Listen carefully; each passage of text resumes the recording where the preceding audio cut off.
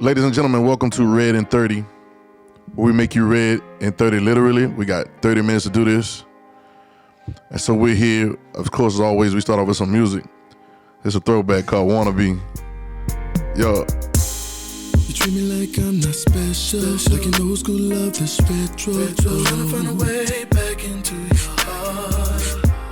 Even when I feel you let go, like you're coming back like an echo.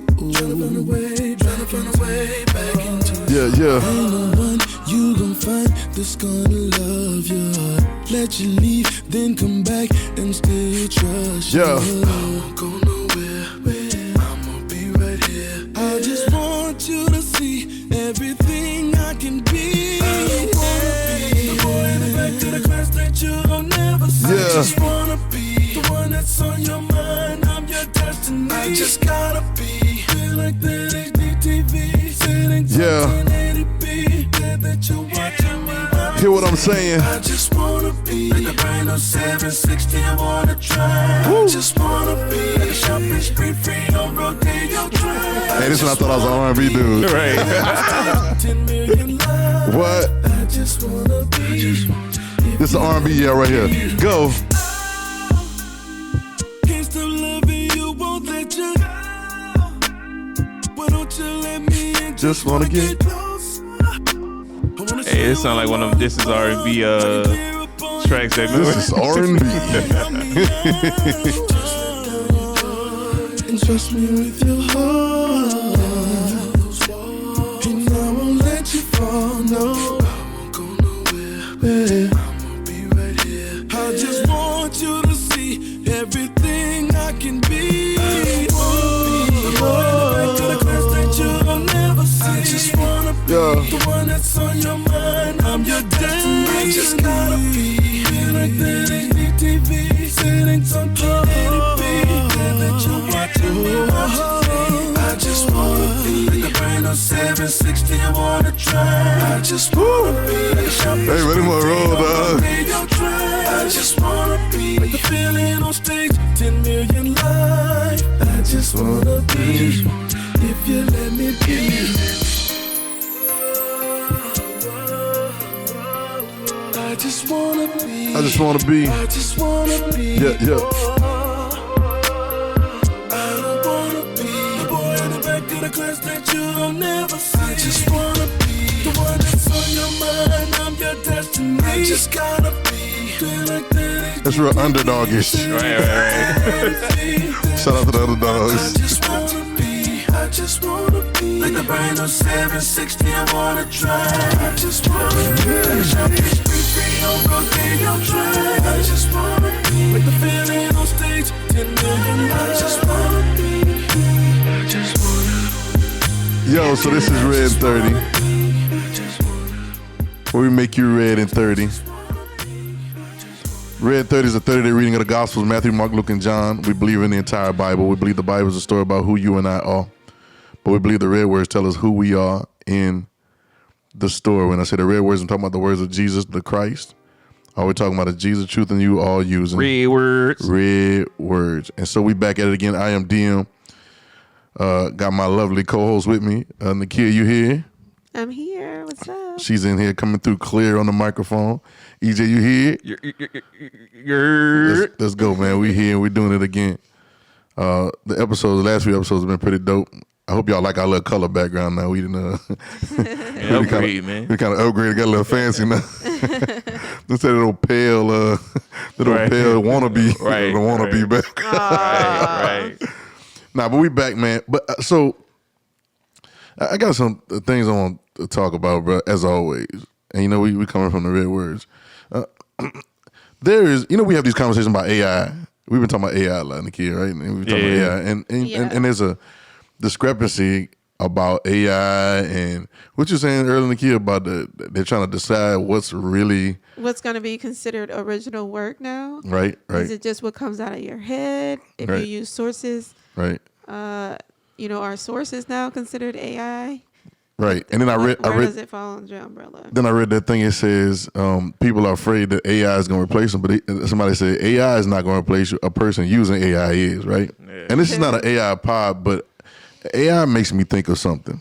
You know what I want to think about, and it brought me to something that to every advantage that mankind has think that he's created and made, there's equal disadvantages. Yeah. Like it's almost like if I give you $20,000, right? Mm-hmm. In your mind, you'd be like, yo, man, I got 20,000, like, you know, that's what's up, right? But if I also do $20,000 worth of damage to your vehicle or $20,000 of damage to your home or something, did you really increase?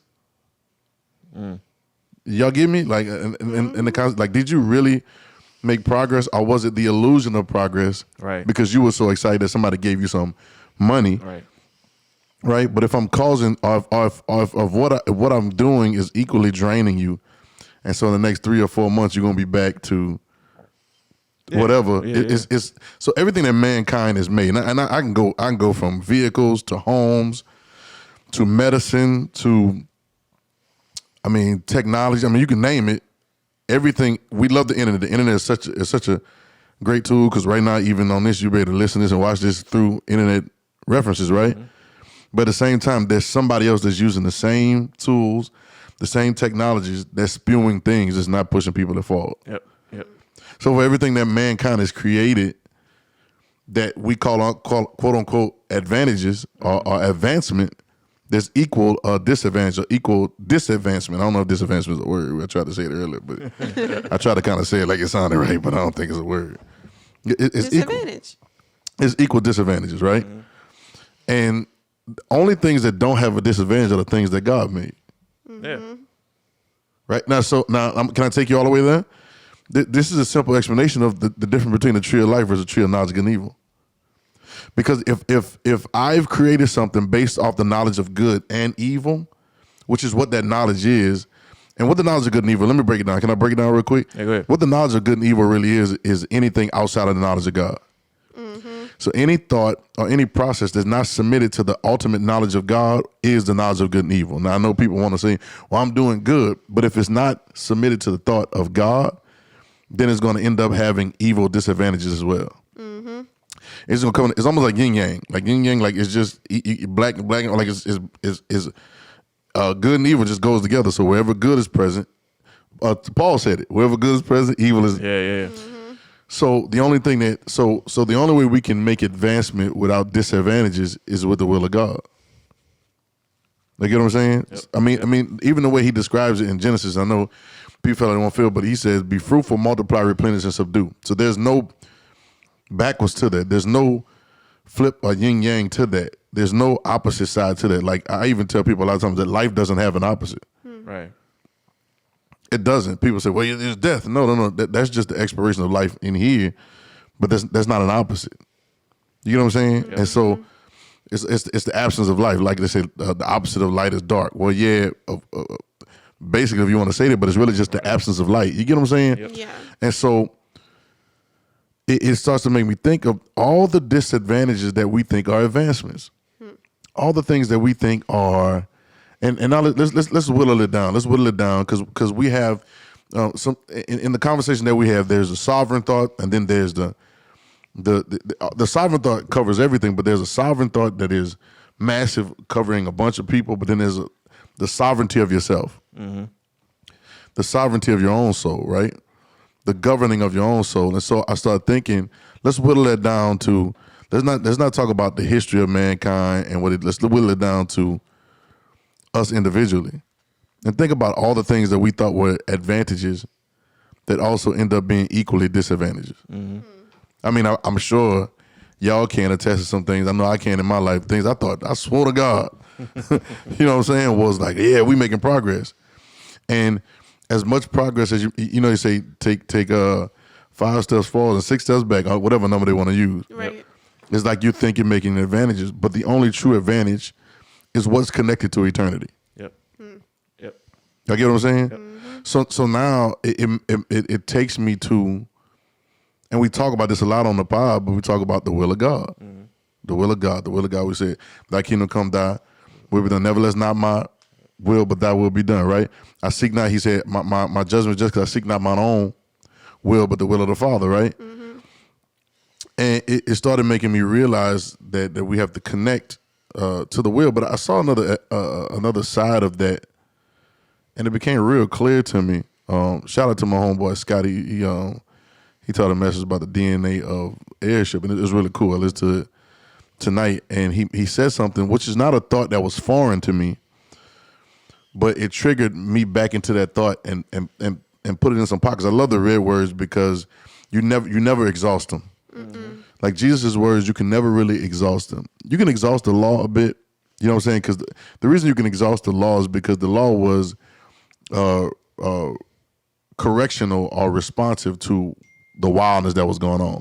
Right. Yeah. So you can kind of, you know what I'm saying? You can kind of exhaust that. But when Jesus starts talking and he starts giving the kingdom, you can't really exhaust that, and there's always more to see. So Right. I get to the will, and it makes a statement, and he says, the will is not just you say the will of God, right? But the will is also a will.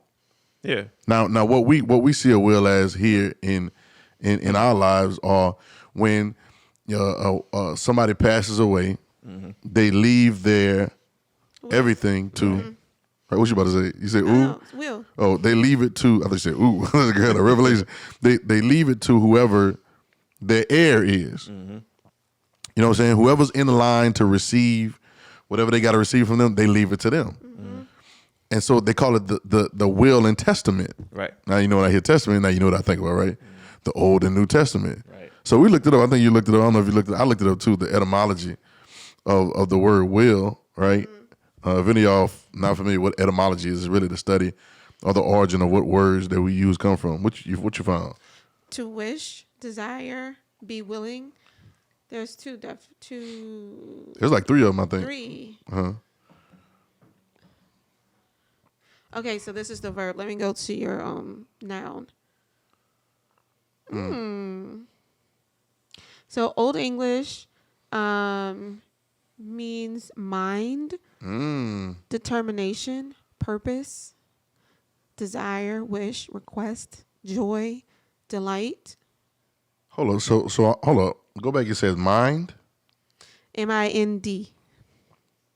Well, okay. So all right. Will thy kingdom come? Thy will be done. Thy mind be done. Wow. Thy kingdom come and your mind be done. Your purpose be done. Give me another one. Determination. Your determination be done. Give me another one. Your request be done. Give me another one. Come on. Joy. Your joy. Now watch it. It gets over. Ooh. I looked at it. It started getting over into the emotional. And even. Delight. Look, I even hit it in Strong's and they were talking about like something that you're happy to do. Yeah. Something that you want to do. So watch this. So you will to do. You will to do. But watch this.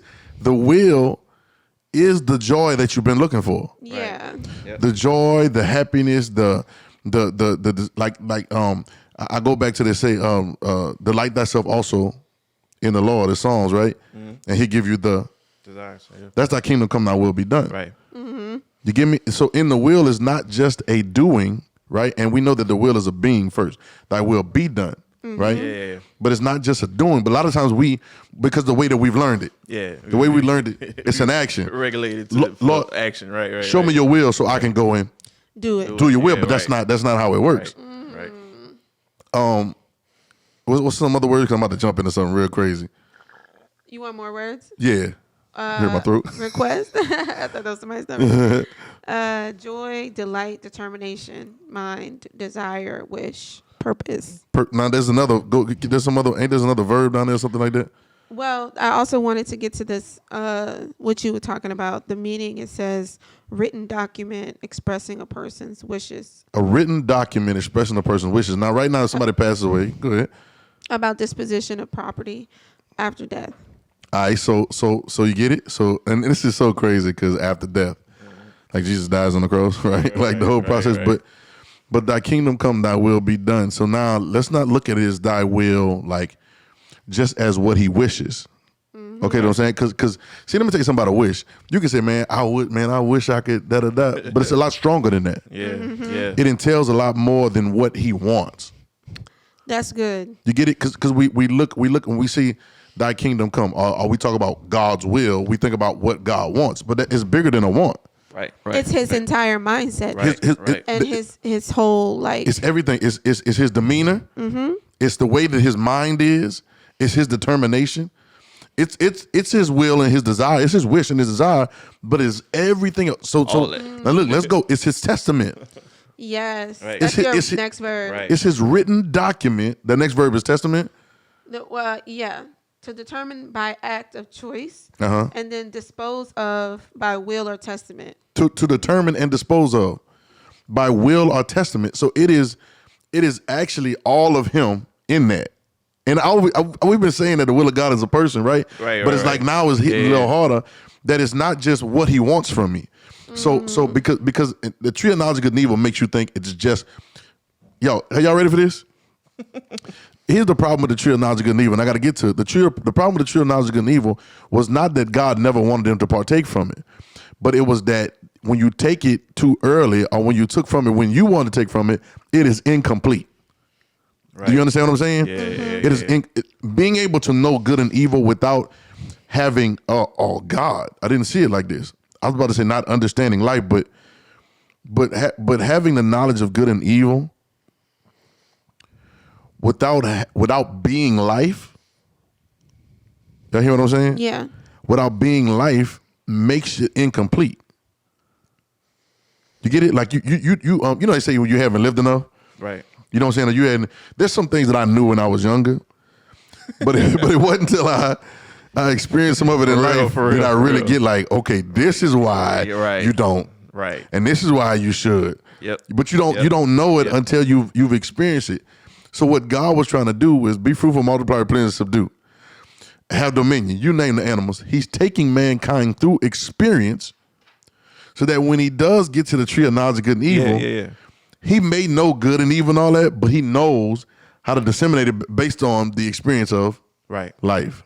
Right. Based on what life is in them, because life is who they really are. You got me? So now it's so dope because it's if you just see it as what God wants, it's an incomplete thought. You don't have all of God. Mm-hmm. Y'all get what I'm saying? Yeah. So now, and watch this. I'm gonna show you how it's incomplete because now you're playing ping pong. Your wants and God wants. Yeah. Ooh. Yeah. So now you're not. Now you think. Watch this. Here's another trick. You ready? Now you think that it's a battle. So we always talk about this battle inside of our flesh, right? And I think because we push that understanding so much, that's why we battle so much. We believe in the battle. Jesus didn't say fight anything. I've said this before and I'll say it again. Fight the good fight of faith, for we wrestle not against flesh and blood. That's all Paul and them, and that's cool or whatever. And that's what you want. Jesus ain't say fight nothing. Right. True. There was no fight gospel in Jesus. It was total complete domination. I'm a son. That's a rap. What are we talking about? And it wasn't the domination of another thing. We're dominating the enemy. And no, he's not. Good and evil says that.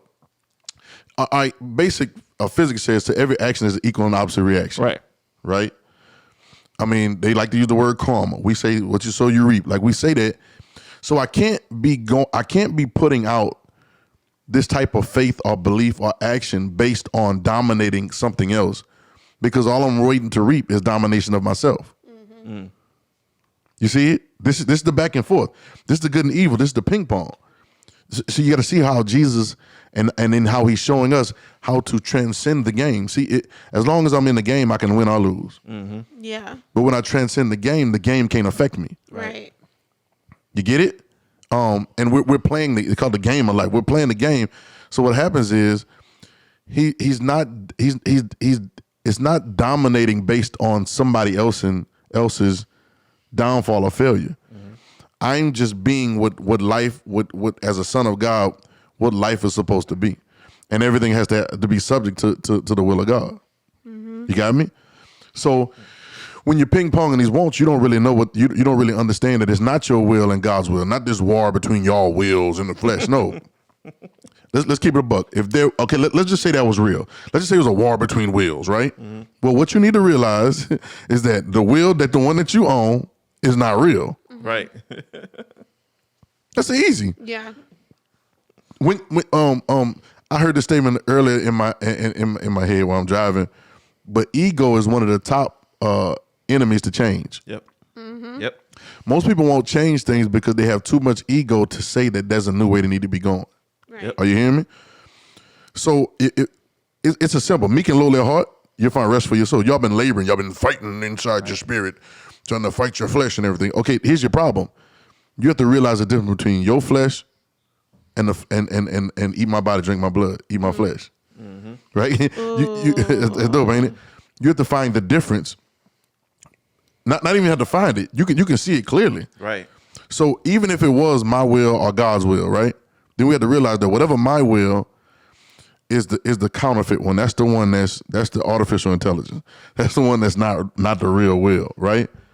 So but in order to find that, I have to be like, thy kingdom come, thy will be done. This is why he says when you pray like this. And when you really get to the will of God, and I hope this helps somebody, you begin to experience all of those things that we just listed. His determination. Yeah, it's desire. Yes, his wish, but it's the determination. It's his mindset. It's his, what he's like his disposition. Like it's. And then watch this. When we get to the will, now we're talking about a written will. Now it's like, now this is what it is. There's no loopholes. When somebody does a will right now, in life, you have to go and write your will up with a lawyer. You have to get it certified, all that good stuff, right? Witness, don't you have You have to have witnesses and everything. So now your power of attorney, your attorney or your power of attorney, they execute your will. Yeah. Thy kingdom come, thy will be Done. executed. Your will be done. They execute your will. They come in and there's nobody that can do anything about it. Whatever, EJ, when you leave here, Nakia, when you leave, when I leave, whatever your last will and testament, I don't care if you say, I want to leave my flip-flops to Billy. You know what I'm saying? Like, It's in paper. it's in the paper. The only way them flip-flops don't go to Billy, if Billy give them up, but he got first right to them. Right. You heard listen to what I'm saying? Yeah. Yeah, he got first right to it because that's the will. Yep. So let's think about it for a minute now. And it really hits me because now I'm thinking about, nevertheless, not my, Yeah. but thy will be done. I seek not mine own, Yep. but the will of the Father, right? And then like when we put them together, it's a will and testament. What was the testament one? I'm gonna jump past it because I looked at that one too. The etymology of testament, because we be talking about the Old and New Testament, Right. and the word they usually use is just, and it's in there, but it's just a covenant, right? Yeah, for testament, last will, disposing of property. A last will, publication of a will. Make a will, be witness to. And then witness. Yep. It's, For root. let's see.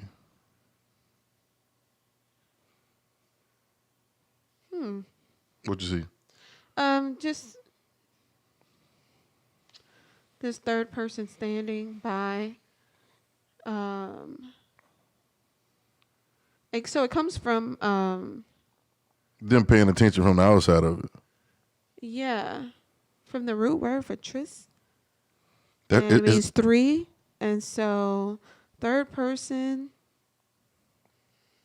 it's like almost. It also goes with testimony, right? So the last word testimony, what you say that a witness, right? You had to have that together in order for whatever the will is of the testament to be done. Thy kingdom come, thy will be done. But the will. Now that I think about the will like this, and I've thought this before, like it's a will. It's a living testament, it's a will, but right? But when I put it with thy kingdom come, thy will be done, this is no longer it's not a simple request. Okay, so question. All right, so this is how I'm seeing it, okay? A will and testament, like a will, like somebody says, this is what I want to happen, right? And there are living wills too. You know what I'm saying? There's not only just death wills. There's living wills. Yeah. Okay. So when somebody has a will, then nobody can change that, right? Because it's etched in stone. It's legally etched in stone that this is what's going to happen, right? Now people can relate to it differently, but they can't change it. Right. You get me? They can relate to it. They can look at it a certain way. They can perceive it. They can have an opinion on it, but you can't change it. Right. And now I realize, and I've said this before, but I'm realizing it more and more, that when I pray this prayer, it's not even it's not even me requesting that the will be done because the will is already written. Yeah. The word made flesh, Jesus was the will. This is why I was only going to shoot one tonight, but I think we have to go into another one because there's another conversation that Jesus is the living will of God. Mm-hmm. And we'll track through his life in a minute, but that's another part. But now the will is established. Mm-hmm. He's already written it out. The will was established in Genesis. The will has already been established. Yeah. You get me? The will has already been established. And when a will is established, this is what will happen. Right. This is the way it's going to go. Right. You hear what I'm saying? And now we're back to the sovereignty. We're back to John 3:16. For God so loved the world. Yeah. The harmony. Now he's reading part of the will. Now, everything in the red words, and everybody say every word in the Bible is red. No, they're not. No, they're not. Because everybody in Jesus ain't say the same thing all the time. You get me? Right. But now here we go where for God so loved the world. So he loved, you got to break that down. The world has nothing to do with the people. The people are involved, but it's actually the harmony of things that he made. Mm-hmm. He so loved, identifies, and has emotional, care towards the harmony that he put together, how things are supposed to work, that he sent his only begotten son, or his only begotten equal, that now it's the whosoever believes in it, which tells me that whosoever also cannot believe in it. Mm-hmm. Remember we were talking about the word belief means what? Submit to it. So you can submit and you cannot submit, but whoever submits won't perish but have everlasting life. Now I hear that now, that sounds to me like a locomotive is coming and you can get on the track or you can get off the track. Mm-hmm. Right. You can stand in the way and get run over, or you can move out the way and preserve your life. Mm-hmm. But the locomotive is coming through. Mm-hmm. This is the will of God, and it's much stronger than a locomotive. Right. But this is what the will of God is to me. And I'm starting to see it now, and we'll talk more about it in the next pod, but now you're praying. You ready for this? Mm-hmm. You're not praying for something to happen. The will of God is happening now. Yeah. Listen, y'all watching right now. The will of God is happening right now. Mm-hmm. A lot of the things that we see that seem like the world going to hell, are we trying to curse everything? That's just the will of God happening. No, y'all got to hear me. This is the will of God happening. And the things that we think are crazy are the result of unalignment. Yeah. That's what it is. Do you get what I'm saying? And this is why it's important what we do. This is why it's important what to talk about what Jesus is saying, because Jesus is the living testament of God's will. You ready? Mm-hmm. Play the music, bro. We're gonna come back to the next pod. Y'all check out the next pod, and we'll talk more about Jesus being the living will. Whoo-wee. It changed my mind, bro. That changed the way I think about it. Wow. Yep.